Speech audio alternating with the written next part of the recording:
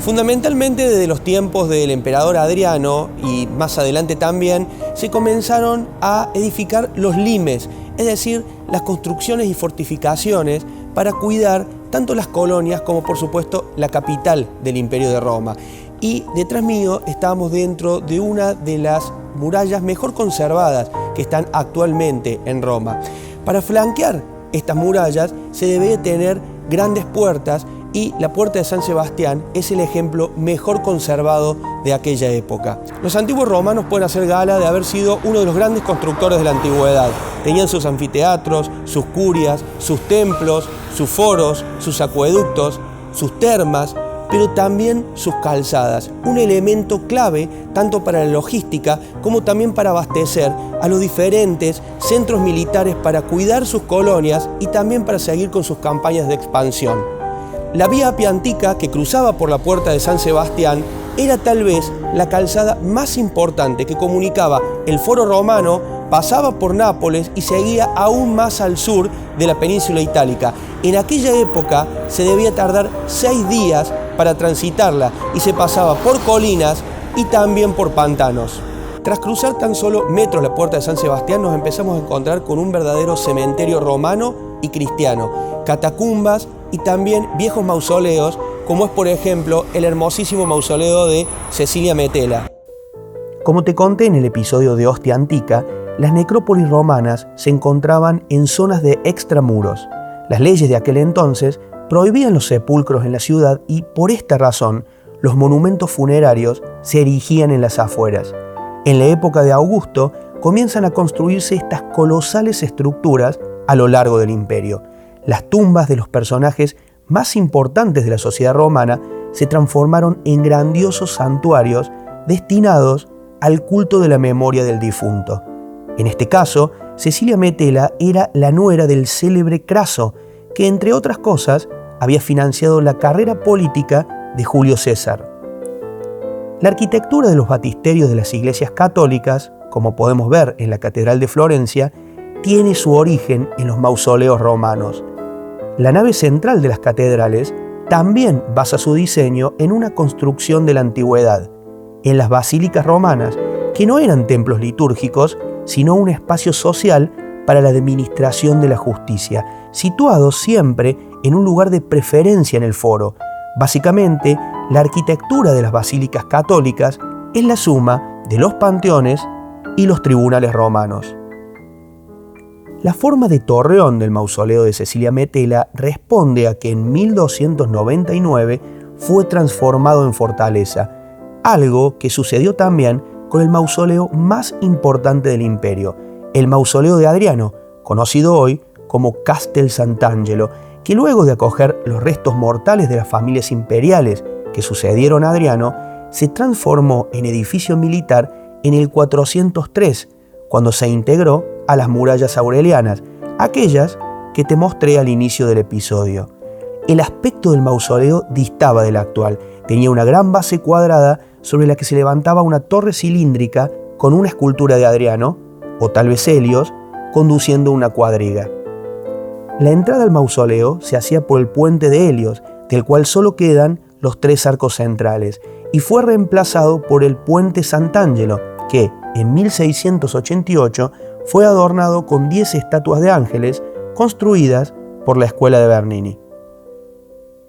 Muy cerca del mausoleo, en el lugar donde se considera fue crucificado y sepultado San Pedro en el año 64, durante el gobierno de Nerón, Constantino el Grande ordenó erigir en el año 333 la Basílica Constantiniana.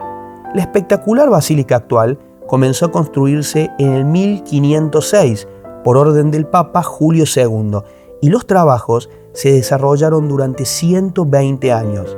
El diseño original estuvo a cargo de Bramante, que fue duramente criticado por demoler la basílica anterior. Los siguientes aportes fueron de grandes genios como Miguel Ángel o Bernini, que se encargaron de hacer de este templo y de las construcciones que lo rodean en la Ciudad del Vaticano no solo uno de los sitios más sagrados para el catolicismo, sino también uno de los museos de arte y arquitectura más impactantes del mundo.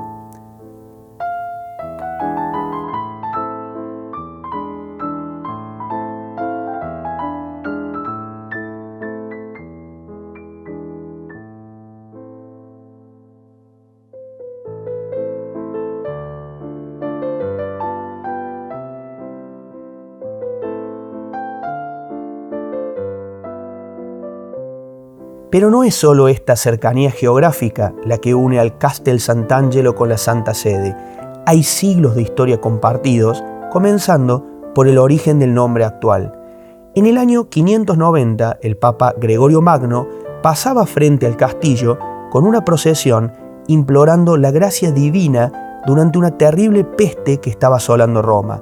De pronto, alzó la vista y vio en la torre del mausoleo al arcángel San Miguel, comandante de los ejércitos de Dios, mientras secaba la sangre de la espada y la colocaba en su vaina, anunciando, con ese gesto, el fin de la calamidad. Desde entonces, el mausoleo cambió al actual nombre.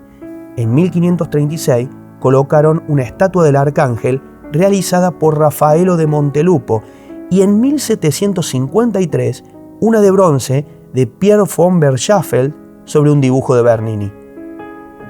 La intrincada composición arquitectónica del edificio actual, que contempla túneles, rampas, escaleras, patios, terrazas, salas finamente decoradas y calabozos, es el resultado de las reformas necesarias acordes a los diferentes usos que tuvo la estructura, como panteón, fuerte, castillo, residencia papal y cárcel.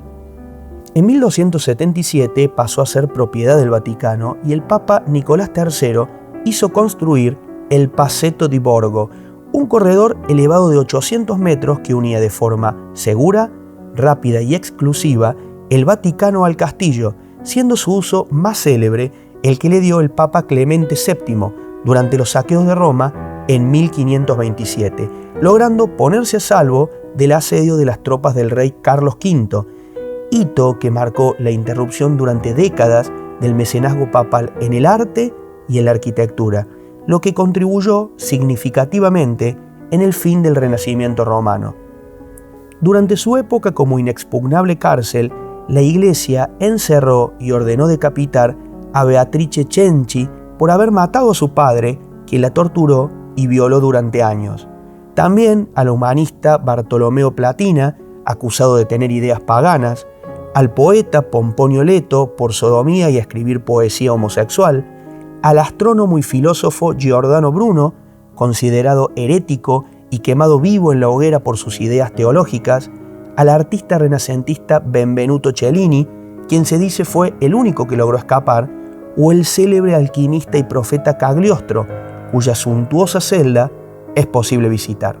El castillo ha sido también el escenario imaginario de Victor Sardou para el desenlace de su obra de teatro La Tosca, adaptada luego a la ópera por el maestro Giacomo Puccini, y donde Luciano Pavarotti, en el Lucheo en la Stele, o la divina María Callas, en el área Visi d'Arte, dejaron su nombre para siempre en la historia de la música.